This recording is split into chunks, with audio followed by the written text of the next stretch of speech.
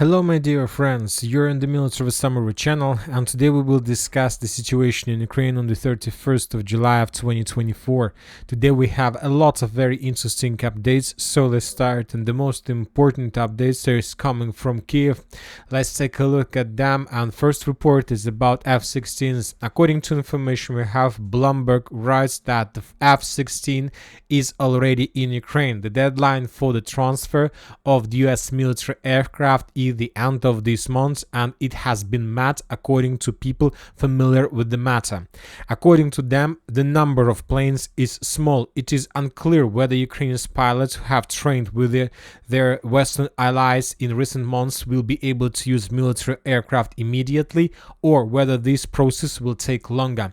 So it doesn't matter whether the Ukrainians are able to use them right now or not. The most important is that F-16s is already on the territory of Ukraine, and the most important is the number of drone strikes that took place during the previous night of let's say Ukrainian time, that the Russians were attacking the territory of Ukraine with significant number of drones. And correct me if I'm wrong, that was the record, the first record when the Russians were using 89 drones of Geraint type at once.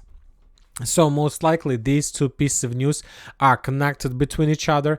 Most likely the first F-16s arrived, and most likely they arrived somewhere in Kiev, because Kiev is the only city in Ukraine that has more or less reliable air defense. Not somewhere in the western part of Ukraine, not somewhere of course along the line of combat contact, but somewhere in the vicinity of Kiev. And most likely the Russians somehow managed to discover this, and they sent drones, significant number of drones, to find these F-16s, to find the infrastructure, to make a strike, maybe to force the Ukrainians to begin redeployment or to begin panic, which will lead to revealing of the position of F-16s. We don't know, but the only thing we know for sure that the Russians were using significant number of drones, and the Russians were using two missiles.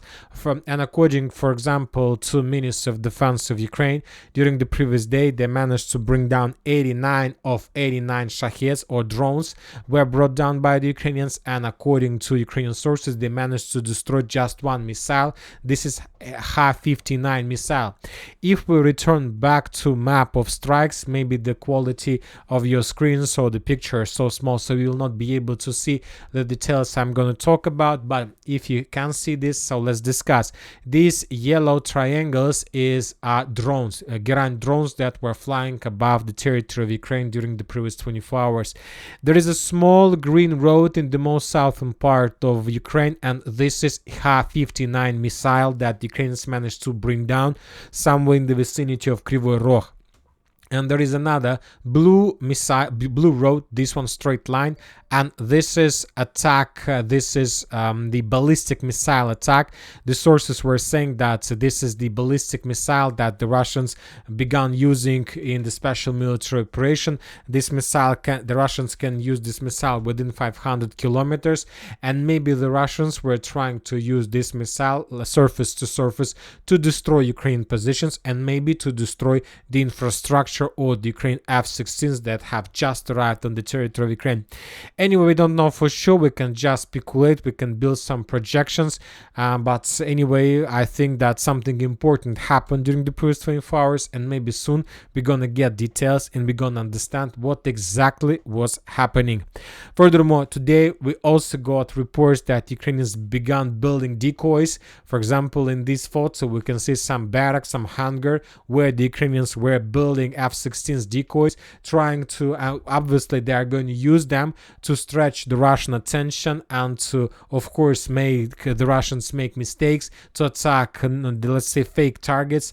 And all these things, all these events, as you can see, came together on the 31st of July, and of course there are reasons for this.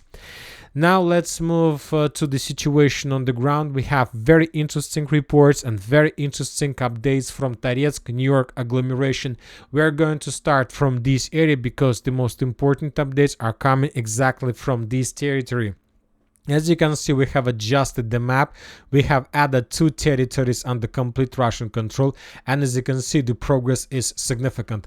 Today, telling the truth, right before we start making the video, the Ukrainian sources published the video of 110th Mechanized Brigade, which, as you can see, was redeployed to Toretsk-New York agglomeration with the purpose to stabilize the situation.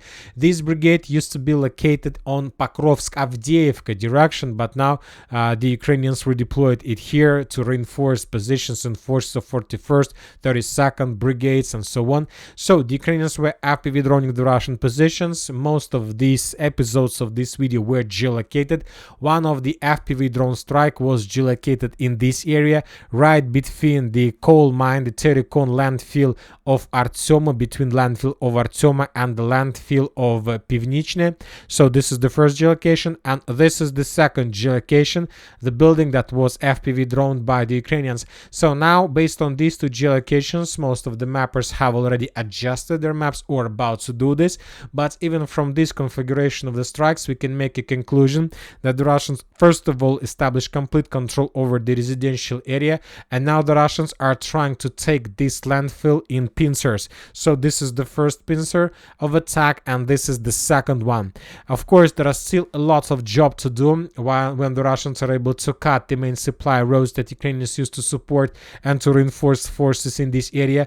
I'll remind you, and we can add them on maps. So there are few roads that Ukrainians can use to send forces to this landfill. This is, for example, the first one, and this is, for example, the second one. So there are still a lot of job to do anyway.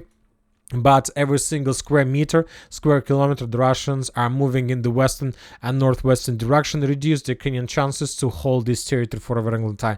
Telling the truth, I believe that's maybe in a day or in a two, maybe, but obviously by the end of this weekend, by the end of this week, the Russians will establish complete control over this Terikon and landfill, and after that, of course, the entire situation will start developing much faster. And we're not talking even about the clashes for Toretsk or assault of Druzhba or Pivnichne.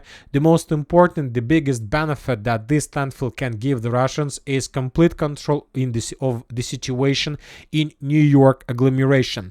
And now let's talk about this territory. Today, the Russian sources, there are pro-Russian mappers, published very interesting update on their map showing additional progress of the armed forces of Russian Federation in the eastern part of New York. And according to pro-Russian mappers, during the previous 24 hours, the Russians managed to improve their position significantly in this part of New York to capture additional buildings, additional streets, additional constructions, and to get closer, much closer to the Russian positions in the vicinity of Gorlovka. And according to pro-Russian mappers, the current distance between edge Russian positions in New York and Russian positions in trenches to the west of Gorlovka is less than 2.5 kilometers. And we can make a conclusion that most likely and obviously the Ukrainian forces who are currently located in this part of New York, these forces have been already encircled by the Russians, and this is 100% cauldron. The Ukrainians are no longer available to withdraw their positions without losses and to evacuate, let's say, towards Nilipovka, towards the mainland. So the Ukrainians in this area lost this possibility. But I'll remind you that when the Russians just began their offensive from the southern part of New York to the eastern part of New York, there was a report that Ukrainian commanders, the commander of this group, refused to give up positions, refused to fall back. The sources are saying that he decided not to fall back because this is the easiest and the only way how to surrender the Russians and to save the lives of the personnel. So maybe this is the case, maybe this is the situation. Anyway, we can make a conclusion that something tells me that according to these geolocations, everything that located below this red line, below and to the right and to the bottom of this red line, will be captured by the Russians very soon. And this is obviously going to be complete defeat and biggest disaster ever for armed forces of Ukraine. So of course, let's wait for the situation, how the situation is going to develop.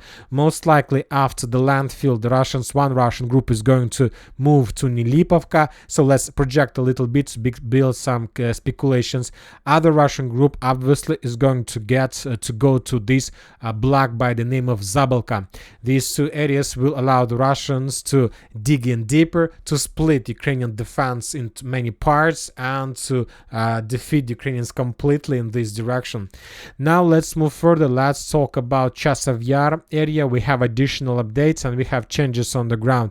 If you remember, during the previous days there were a lot of reports about the Russian control in the central part of Chasiv Yar. We have a lot of updates from different mappers about this, but until the 31st of July we didn't have anything that can confirm this. And today we got at least two sources published different videos of Russian presence in this area.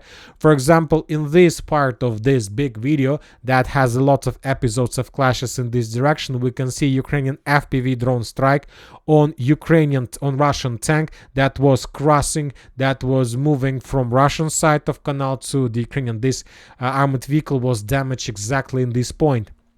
In this video, we can see how the Ukrainians were bombing the Russians with artillery, and this is the Russian positions in the vicinity of the railway, a bridge that's located between the central Chasiv Yar and the eastern. Based on these videos, we have adjusted the map and added additional territory under complete Russian control. So the situation is very difficult for the Ukrainians in the global Kostyantynivka direction, and according to information we have, during the previous 24 hours, the Russians improved their positions and captured Klishchiivka completely, and the forest that is located to the west and the southwest of the stronghold of Klishchiivka is also under complete Russian control from the 31st of July. Now let's move to Pokrovsk direction. As you can see, during the previous 24 hours we haven't received anything from this direction. We don't have any reports about additional progress on the ground, neither from Russian sources, neither from Ukrainian sources. Maybe this situation is connected to intensifying of clashes in Toretsk agglomeration. Maybe this situation, this progress, the progress is slow because of difficult big issues with logistics, because as we discussed in the previous update, the Russians are using just infantry to redeploy force from one side to another. But maybe the silence from this direction is connected with the situation in the let's say Middle East. A reminder that during the previous 24 hours the Israeli special forces conducted 3 successful assassinations. The first assassination took place in Beirut, in the southern part of Beirut, as a result of missile strike. The Hezbollah commander Fuad Shukr was killed. Later we got report that as a result of another missile strike, another very important authorities from Hamas was killed. The Hamas Politburo chief Ismail Haniyeh. And later, also right before we start making the video, we got report that Haj Habib Zadeh, senior Iranian Revolutionary Guard, has been assassinated in Damascus, Syria. So 3 successful attempts, and maybe we have a lot of updates from Middle East. So that's why either the Russian and Ukrainian sources decided to reduce the level of number of updates. So they decided to keep everything important, let's say, for the next day or something like this. Anyway, as I understand, the Russians are not going to stop, and the next 24 hours we're going to receive additional updates from Pokrovsk and, for example, from Krasnohorivka or from the South Donetsk direction. Now let's talk about Krasnohorivka. In the previous video, in the previous update, we have already discussed the situation in this area. Different pro-Ukraine mappers have also confirmed that the Russians control the central and the main part of the city, and today the Russian sources published the video how they were FPV droning the Ukrainians, those Ukrainians who were running away from the Krasnohorivka. In this video we can see Russian drone using the night vision that was hunting the Ukrainians that were already outside the main part of Krasnohorivka, moving along Dachная Street to the west in direction of Kurakhov Kharkov. The Russians were FPV droning them, attacking them, and so on. And you know that today I analyzed the situation and I made the conclusion that most likely the Russians are not going to stop. Most likely we are not going to see a full-scale Russian offensive operation with the purpose to cross Lazova and to attack the northern part, but I think that the Russians most likely are going to continue moving in the western direction with the purpose to reach the edge positions, the edge buildings in Lazova Street. So the Russians most likely will try to get there, because this is very interesting and perfect position for the Russians in the vicinity of this Zhukovskaya water reservoir to control the Ukrainian positions with FPV drones, for example in the village of Gostre, to control the Ukrainians inside of Alexandropol, to control the Ukrainians for example in Zaryana. And to do this, the Russians just need to take under control this point. And from defense perspective, this is also a perfect position, because if the Russians control this territory, the Ukrainians will not be able to counterattack them due to significant number of water barriers. So basically, the Ukrainians will not be able to do this. They will not be able to do anything to the Russians, who will take under control this part, just maybe with FPV drones. But if you have, let's say, good quality and lots of electronic warfare equipment, you will be able to counter any Ukraine FPV drone attack. Furthermore, this is perfect position in this part to establish complete control over the fields between Krasnohorivka, Georgievka and Marinka. Today, the Ukrainian sources published another video of serious FPV drone strikes, a series of FPV drone strikes on Russian armored vehicles, tanks that were moving between fields somewhere around Marinka, Georgievka and Krasnohorivka. And one episode was geolocated exactly in these fields, and in this video we can see how the Ukrainians were trying to destroy a Russian tank that was clearing and demining fields. So this is the tank, this is the turtle tank. The Russians were demining fields, and the Ukrainians, using 2 drones, managed to destroy Russian tank exactly in this point, exactly in this area. So based on this video, we can make a conclusion that the Russians began clearing the fields towards this let's say network of strongholds and fortifications, and most likely due to complete collapse of Krasnohorivka, the central part, due to Russian additional progress to the west, most likely during August, during the next months, the Russians will try to capture everything that located below and to the right of this red line. And obviously this is going to happen. And about the 31st of July, today is the final month of the final day of this month, and we have finished the calculation of Ukrainian losses for July. And according to information we have, just during July of 2024, the Ukrainians lost 60,630 soldiers. Significant number. It's 5,000 more in comparison with June. So we will just compare these two numbers, because these are, let's say, numbers when of clashes during the months when the Russians began their offensive in Kharkiv area. And I'll remind you that according to New York Times, according to reports we received yesterday, the Ukrainians currently mobilizing around 30,000 soldiers per month. That was stated by the New York Times. And according to the Russians, the Ukrainians are losing 60,000 per month, which is 2 times more than Ukrainians are able to mobilize. If these numbers are correct, then we can say that Ukrainians suffer significant problems with this. Now let's talk about Kostyantynivka. The Ukrainians of 79th Brigade confirmed a very poor and difficult situation in the vicinity of the city. The Russians are pushing the Ukrainians from the northern direction along the road TO524. The Russians are moving on Ukrainians from Novomikhailivka through Paraskovyevka in the same direction. The Russians are getting closer and closer every day to TO425 road from the south, and of course the Russians are storming Kostyantynivka from Novomikhailivka itself. According to the Ukrainians, the Russians still haven't managed to enter the city, but they're saying that most likely the Russians have already semi-encircled the Ukrainians along this red line. And this red line goes along water, let's say, barriers. In the north, it's Balka Kutse, a small river. In the south, this is another Balka Solonechinka. So, and the Ukrainians are saying that the Russians haven't entered, but they managed to encircled the Ukrainians so much and so tight, so the situation is very difficult, and most likely the final battle for Kostyantynivka has begun. As for the northern direction, most likely the Russians are planning to move as close as possible to Kostyantynivka using this rich network of the fortifications. They need to take under control these farms, this residential area, and then this is going to be the end for Kostyantynivka itself. Ugledar, during the previous 24 hours, we got just one video of how the Russians were bombing the coal mine, and as a result of attack, they managed to damage the building that Ukrainians were using for different communication equipment, satellite equipment, and so cameras, let's say FPV drones, let's say radars, and something like this.